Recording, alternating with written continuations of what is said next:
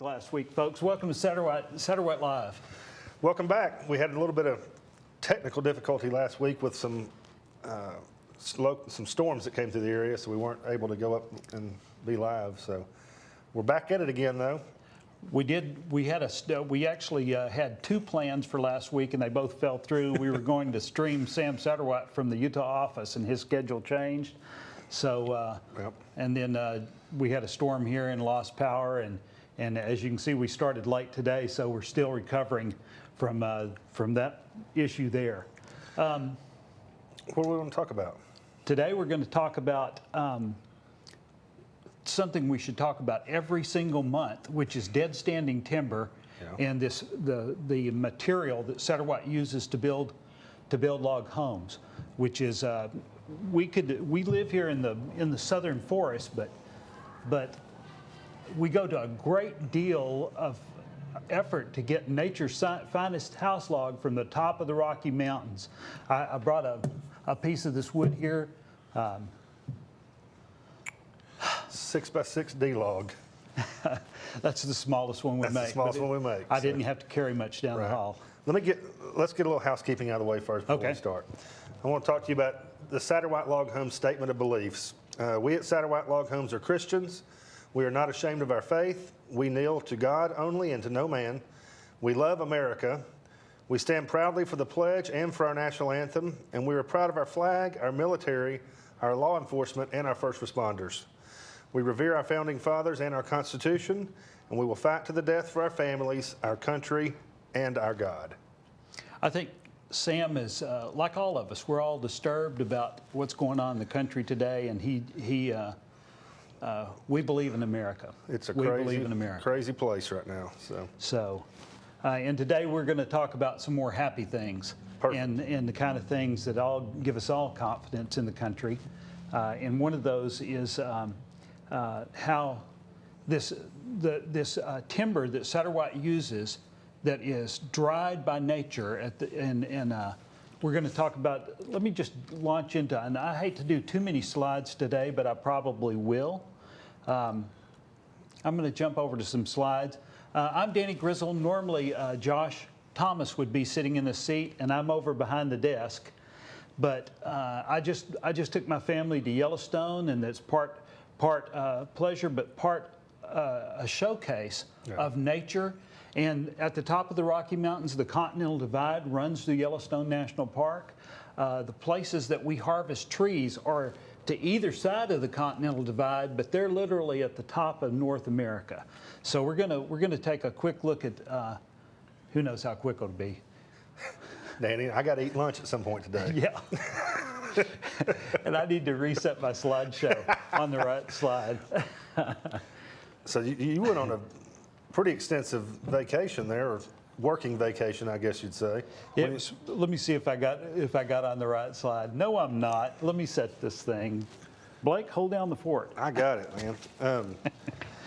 Danny, when he goes on these working vacations, he gets to spend time with his grandkids, and he gets to take some pictures, and that way he can call it work and not a vacation.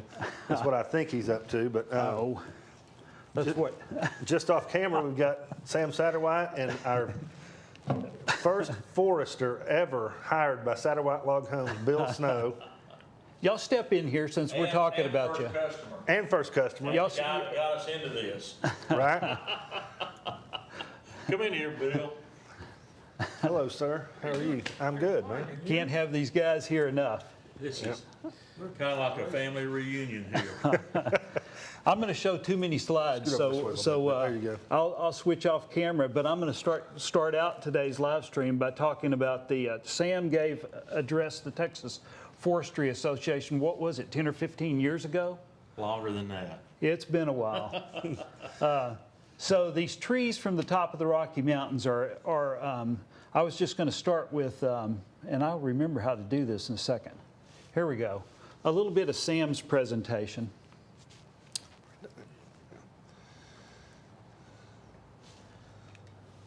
And just about the importance of this wood being dry. Y'all can say anything. Y'all can jump in anything you want to say. Blake's got a microphone. Yeah. Sam and Bill are heading to the taco table. That's right. Save some for us.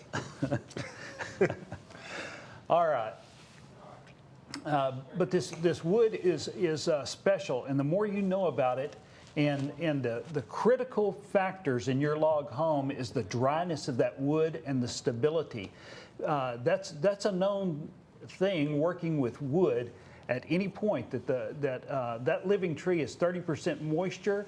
And this is just a quick look at some of Sam's graphs from his Texas Forestry Association address.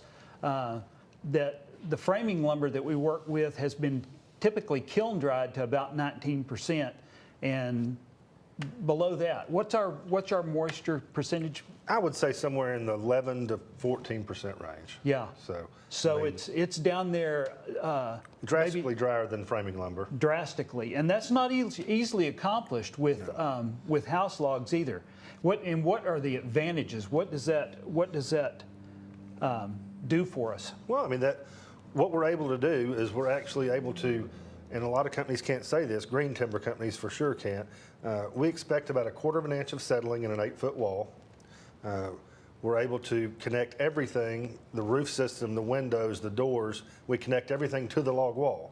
And that's strength at every point. Everything. Absolutely. Instead of floating and not tied together, these houses, a Satterwhite home stands apart from other log homes. I've been down to photograph disaster zones of every type except for a volcano, and there's a few types of disasters I haven't seen.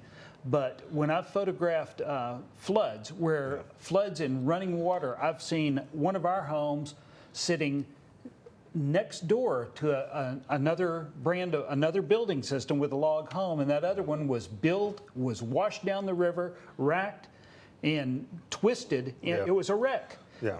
And ours was standing there in perfect square, and the owner walked up and showed me he could still lift every window in the house with a single finger. The house was still in square. And with a green timber home, you have to allow about 2 to 4 inches of settling. So we're at 1/4 of an inch, and we're actually, it sounds trivial to say that you can attach everything to the log wall. Well, we're the only company out there doing it. I mean, everybody else, you have to have some sort of sliding mechanism in place or something to give when that wall shrinks, and we just don't have to do that. So part of the objective today, and Satterwhite's one of the few companies out there who we welcome you at our Utah sawmill. You can come visit us in Chama. We will tell you the places that we've logged. The places that your house logs come from have been, the Forest Service is proud of them and has brought congressional delegations in to show their work. The forests of the United States that are managed by the United States Forest Service are in the history of the world the best managed forest that have ever been. And for the health of the forest, they don't do this for us. We're just a little cog in their wheel. Yeah. But this is it's something that I think that people who have built the Satterwhite home, the more you know about this, the more proud you can be. So that was I think back in the day. I'm just going to touch on this. There's a big. I don't hear this so much now, Blake. You might tell me different. But there was used to be in the log home industry, and I'm talking 30 years ago or better, people would really get into the different species of wood. Yeah. But the things that we deal with, and there are differences in the way different woods perform, but we are confident of all these vendors and all the varieties out there that our wood.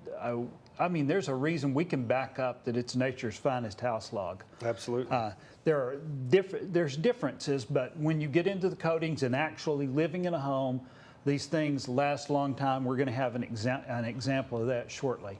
I mean, there's the dead standing timber in the forest, and now I'm going to jump to, because while we welcome you totally at any of our facilities and are proud to show you anything, I'm going to just say a little about Yellowstone, which is almost like a showcase. It's a nature showcase, and you have some of the most epic log structures that have ever been built, including this is Old Faithful Inn that was built in 1904. There's 300 rooms. I've got I've never, you have to be permitted and everything to do photography commercially in a national park. So I've just got my family vacation snapshots. Wow, look at that. So that's the building pretty much today. That was actually maybe 10 or I don't have a single picture in here. I've got one single picture from this trip. So this is all just photography I've done over the years. But that's what Old Faithful Inn looks like pretty much today. I was so tempted when I was up there like a week ago to pull, because right now Old Faithful Inn is unfortunately closed because of the pandemic. Yeah. But I drove the Satterwhite van through that porte-cochere right there where you see the van. And it was all shut down now? Oh yeah, there's nothing I mean, they're not hosting guests, but of course you've got access, and you can certainly, that's Old Faithful steaming in the far left corner there, out in the background. And wow. I started to pull our van through there because the company loaned me the van. I had 4 grandkids, folks, and a daughter and a wife. So we had a crowd, and I started to pull it up through there and photograph with the Satterwhite logo on the door, but I don't know what purpose. But look at this interior. Blake, that is something else. I'd say that we could build that. We could. There's going to be some, I don't know that Megan or Jeremy would want, there's probably going to be engineering involved. Absolutely. If your plans get this ambitious. But look at these structures still standing after this place was built well over 1904. Yeah, so 116 years 116 years old and going strong. That is impressive. Just some of my little snapshots. That's the check-in desk. It's pretty fabulous. They've got these huge balconies that are more like ballroom style balconies. And up there in the very top, on the picture at the right, you might see, they call it the bird cage. Yeah. And back in the day, before people had iPhones and iTunes and iPads and earbuds, they used to have little chamber orchestras that would climb all the way up into that loft, and they would play, and they would have dances in the ballroom down there. That's pretty cool. So I mean, you can see how fabulous this is. This is one of America's log jewels. I was going to say it's National Historic Register level of thing. It's been really pretty sad that the structure was almost lost recently in a forest fire. We're going to get into that a little bit. What you don't usually see pictures of, and I've got pictures of it because I was trespassing. There's signs all over the doors, do not enter, but hey. And what is that? That's the Employee Recreation Hall. Really? Next to Old Faithful Inn. So that's there's a stage. I guess they've had events there over the years. So again, pretty fabulous log construction. I just had like I say, I wasn't invited or admitted. Right. So I didn't pick up their garbage cans and brooms and things that were out. But I'm going to tell a quick story about my own, let me see. To let y'all know that this is live, we're going to cut back to me and Blake here for just a second. I didn't get all the neat tricks set up where we could inject ourselves. But I'm going to tell you a quick story about my own history. Yellowstone is, what's the year the company started? 1971? Wrong. 1974. No, Satterwhite Log Homes began. Sorry. So what year were you born? I was born in 75. 75. So okay, this is Danny the old timer story. Because in 1973, the year before Satterwhite, Bill Snow, who was just here, the year before Bill Snow came knocking at Sam Satterwhite's door to build the first log home at this company. In 1973, I was 15 years old, and I had my learner's driving permit.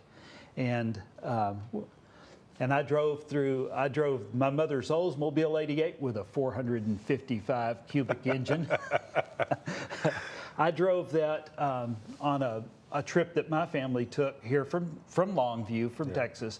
And that's the only picture that I could find just, last night right quick of that automobile. I jumped out. Wow. And that's 1973, and we stayed at Roosevelt Lodge. Now, Teddy Roosevelt had come to the park.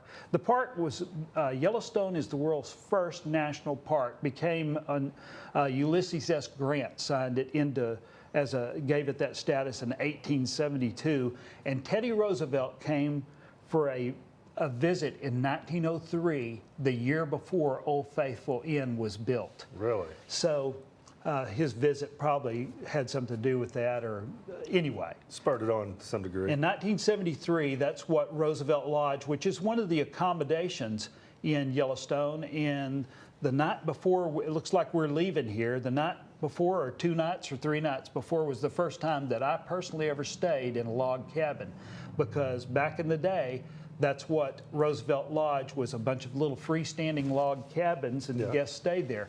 Now, I've stayed there since. They've torn all those down and rebuilt it, but I'm going to tell you what, some of those historic building methods that people talk about with log cabins, I felt it up there on the Continental Divide. Even we were there in early June, the first 2 weeks of June. Yeah. And you talk about air leakage. People who had stayed in that cabin before us had wet down every piece of paper towel, and they caulked it with anything they had. Paper towels, toilet paper, tried to seal those log layers because it was built green. Right. Yeah. And it opened up. Well, we had plenty of blankets, but we were cold, I'm telling you. That doesn't happen anymore. No, it does not. So we're kind of building modern log homes these days. But that's my first story before. So I was out there, and the story that I wanted to tell just right quickly about this 1973 trip to Yellowstone is my family. We looked into. We have guys off camera who are distracting us here. We went to a ranger talk back when slides were actually 35 millimeter slides in cardboard mounts in one of the campgrounds, and that ranger was preparing the public with a speech, preparing the public because as our understanding of how to manage forest evolved, up to this point Yellowstone had suppressed forest fires. So you see that beautiful forested hillside behind Roosevelt Lodge there, that is no more. Those trees have all burned to the ground. Really? It's unbelievable. Let me see, there's the sign in front of Roosevelt. I better get.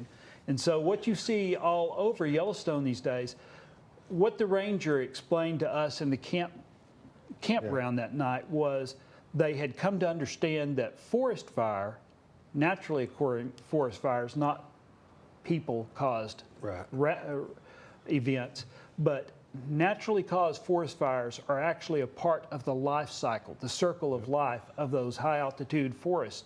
And the misguided idea of early conservationism, to be frank about it, had actually done things that set up the situation that we're seeing right here. Now, 1988 was the most severe fire in the modern history of Yellowstone. And we're seeing this is long after that event. And we're starting to see the little trees come up and regreen the forest floor, but you can still see those trees in the background. And everywhere you go in Yellowstone, now these pictures here are old enough that it doesn't look like this anymore. Those trees were babies then, they're adolescents now. Right. And so, but there are various places in Yellowstone. It doesn't all burn at once. It burns this season or that, but it burns. You can see the forest there behind these animals here.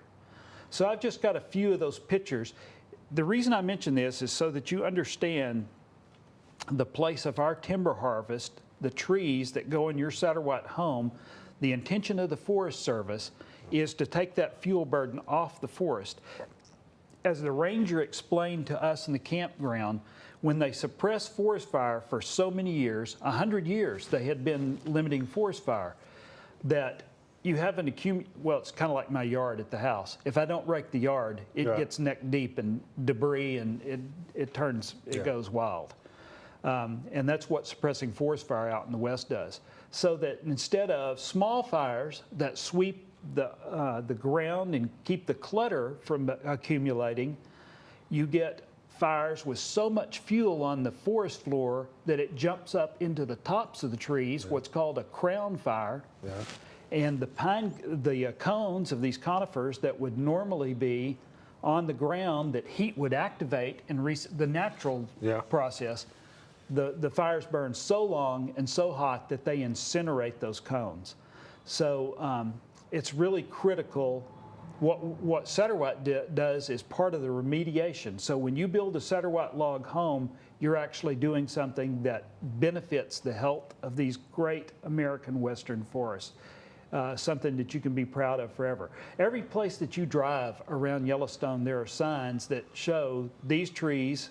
When they started growing? Uh-huh. Yeah, that's interesting. So I've just, over the years, I've shot pictures there. There's a forest that burned in the foreground, but it's now rejuvenating. And these things are becoming less and less apparent.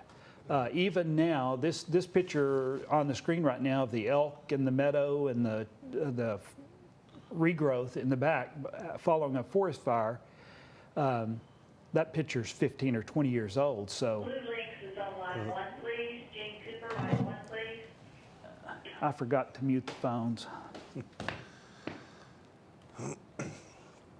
Did we say this was live? Yes.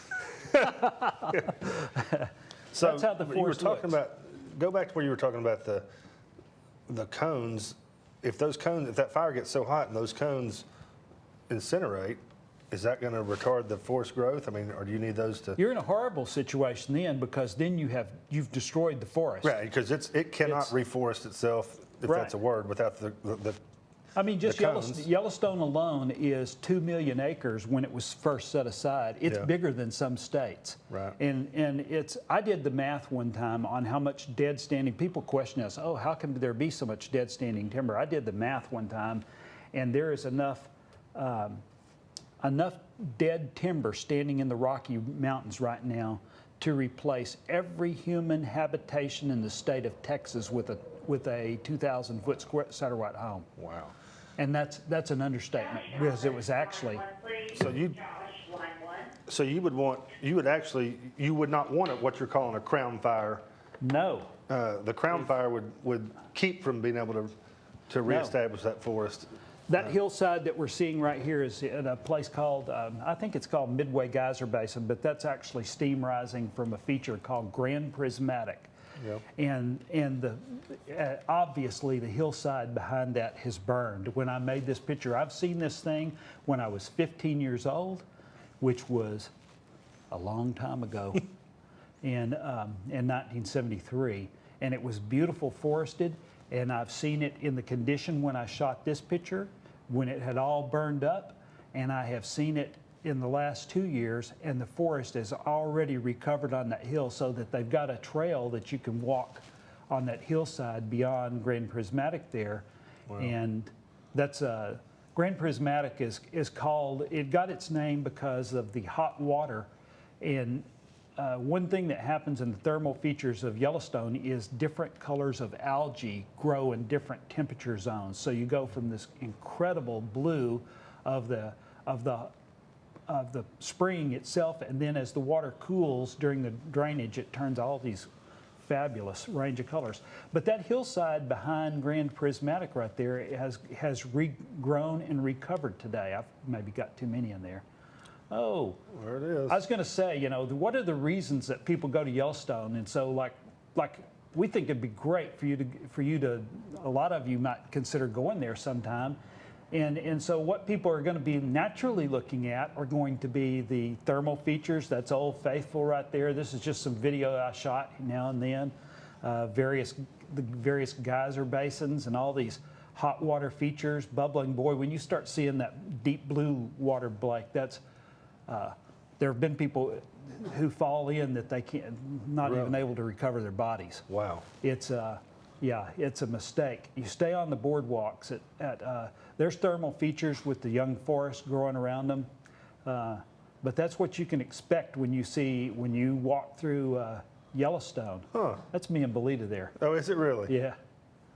And another reason that people visit Yellowstone are to see the wildlife, and so this I've seen anything from a solo bison here now and then to a mid-sized little herd like this.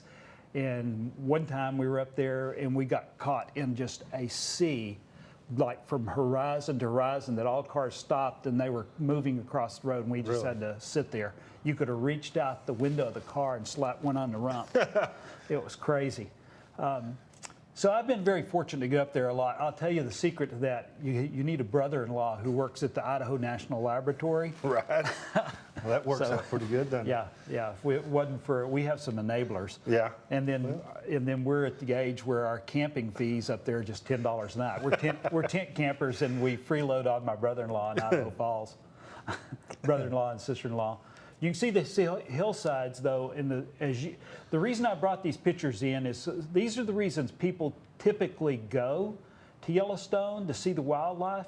But in all these scenic views, you're seeing the story of the forest in the background too. Just lots That's of what we're all animals. about. Look at those trees back there. I can't go to Yellowstone anymore, knowing what I know about Satterwhite and not just Satterwhite, the things that I learned when I was 15 years old in 1973. And over this range of time, I've got that perspective about it that I can see. You see all that felt? You know much about the life cycle of deer?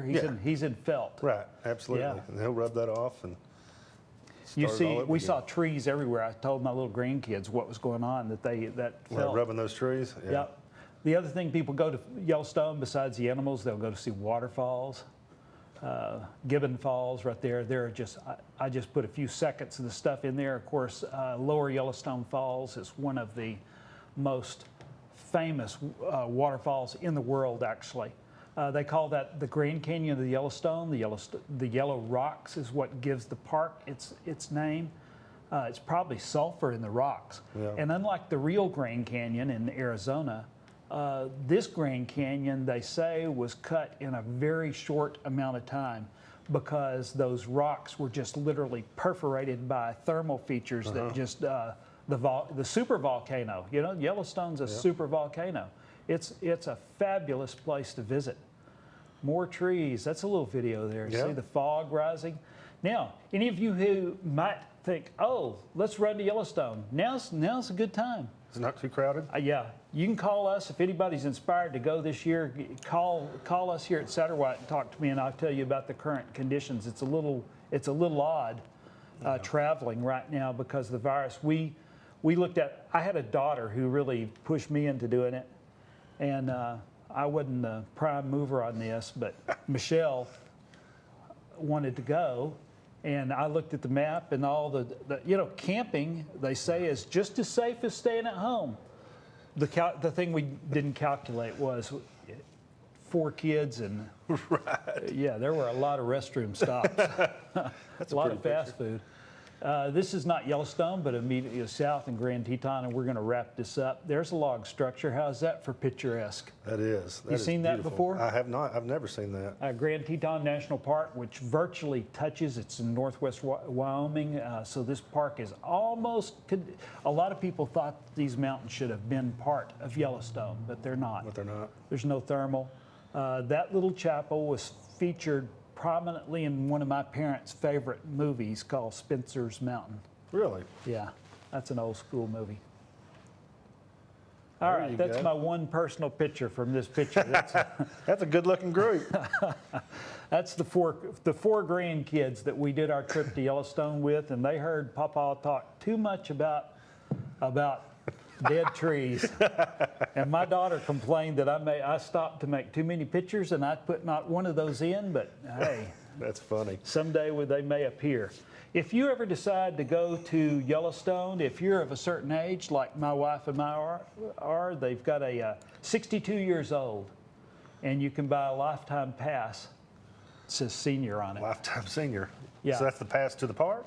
That's a pass to every federal facility anywhere. Really? It's the e-ticket at Disneyland of the national park system. That's pretty And I cool. think it was like $85. Cool. Belita got it. It's in her name. Well, neat. And I was going to show one other thing that is fun, and we do, and all the parks do, this little passport book. Oh, you can just keep a record of where all you've been and Yeah, all the parks do this. They've got their little, now they've got some of the, I didn't read the instructions. I just do what I do. I go in there and I put, it's like a postmark or where they cancel a stamp. I don't know if I can get this on camera with the glare. Blair. Yeah. But Blake can see it. Yeah. You guys won't benefit, but we stamp this. puts the date in Yellowstone National Park, and then I'll write who I took on that trip. That's neat. So I've got, I know July 12th, 13th, and 2004. 14th of 2004, I had my youngest son, Peter, my wife, my brother's wife, and my niece and nephew. And Yeah. we were in Yellowstone at Old Faithful one day, Mammoth Hot Spring. I know where we were. Yeah, it's just fun. Just fun to keep. It's nice to keep those kind of memories and look back at it and see where you were. I need to go check out Yellowstone. I've never Got a been. crazy amount of stamps in this book, I'll tell you. Anyway, I hope I didn't relive too much personal history here today, but in fact, I took out believe me, I didn't. That's fine. That's good. That's perfectly fine this week. Well, I was a reluctant traveler. I didn't want to go. I mean, the kids, but you just But how much fun did you have? You had a good time. give me a break, Blake. A 5-year-old, 2 8-year-olds, and a 9-year-old in a car for 4,000 miles. Think about it. I know I called you 3 times total when you were gone, and every time I called you, you were in the drive-thru at McDonald's. That happened. I got more calls while we were at McDonald's. That's about the only. I'll tell you what. This isn't the best haircut I've ever had. I mean, if you look at it here, you will notice that it's all kinds of lopsided. But this is my favorite haircut I've ever had Where did you get it? because I got it in the Targhee National Forest, Buffalo Campground Lupe Campsite 2, where we were set up shop. And we took scissors, and I let my granddaughter, Ayla, who's 5, and Lily, who is 8, they cut my hair. Well, it looks pretty good for a 5-year-old and an 8-year-old cutting it. Well, I had Belita standing right there.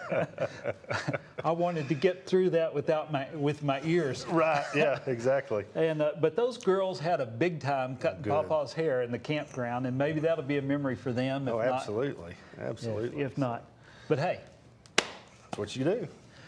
All right. I'd be glad that anybody who wants to call Satterwhite here in Longview, if you think I'd like to go to Yellowstone, let me tell you what the season is. It's really, this was my daughter's schedule. I didn't do one bit of preparation before 5 o'clock the Friday, and we left Saturday morning. It was that crazy.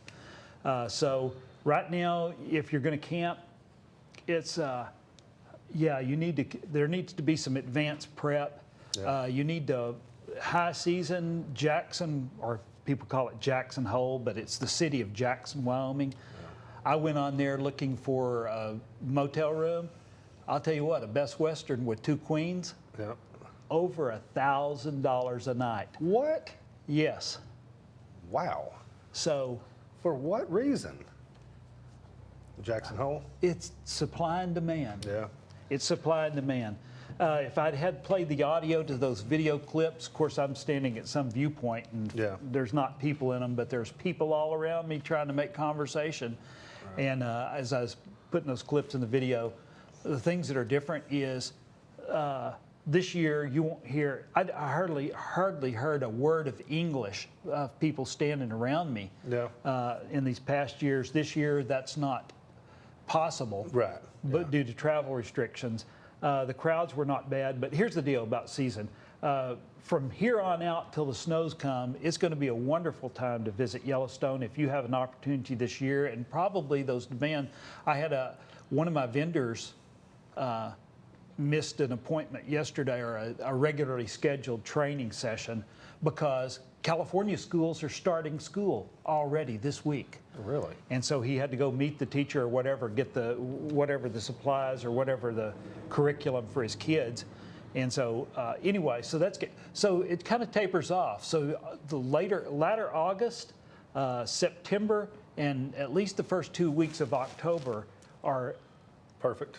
they're perfect, and the weather up there is fabulous. Yeah. You'll get a little more rain in the later fall, but the favorite day that we've been able to go a lot because of abusing my wife's baby brother. Okay, but our favorite day in Yellowstone ever was October the 30th, and that was the day before the place snowed in. We had the Yellowstone all to ourselves. Of course, they don't schedule the first snows. That's the reason I'm saying that you better get up there in the first couple of weeks of October, because there's no guarantees Yeah, what's going to happen towards the end of the Right. month. Yeah. Take a jacket. All right. All right. Well, Danny, that was a fabulous presentation on Yellowstone. Yeah. I'm definitely wanting to go. So, If you take time to go to Yellowstone or travel anywhere out west, I mean, gas is cheaper than it'll ever be again. yeah.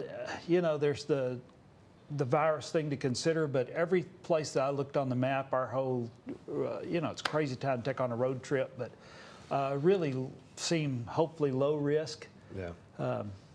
So we took a chance on it. My daughter wanted to go, and I wanted to be those grandbabies. Well, that's good enough reason for me. All righty. So- Give us a call if you want any Yellowstone current conditions. Or call us if you have any questions or like to get started on building a log home. That's right. And anytime you're out there, I mean, the reason for this presentation on Satterwhite Live today was to let you know where your house, it's not the exact same species those are lodgepole pine and we're building with Engelmann spruce, but it's the same general Genre. conditions and the same environmental. You get into the things that the ranger taught me in the campground when I was 15 years old don't hold true everywhere, but they do hold true in the Rocky Mountains. You have exceptions in the chaparral, high chaparral of California. But anyway, it's a wonderful place, and don't get too distracted by all the wonders of nature, because there's also the story of the trees that's there on display. Absolutely. Better than Satterwhite could ever do it. Absolutely. Yeah. All right. Thank you for tuning Man. in. What else? I got to find the fade to black button on this thing. Hey, thanks for being with us, and sorry we started late. We'll see you next Thursday at 11:30. Blake and I are going to go see if there's any hot dogs left. Tacos. Tacos. Today's tacos. And it's also Lindsay Satterwhite's birthday. That's right. All right. Thank y'all.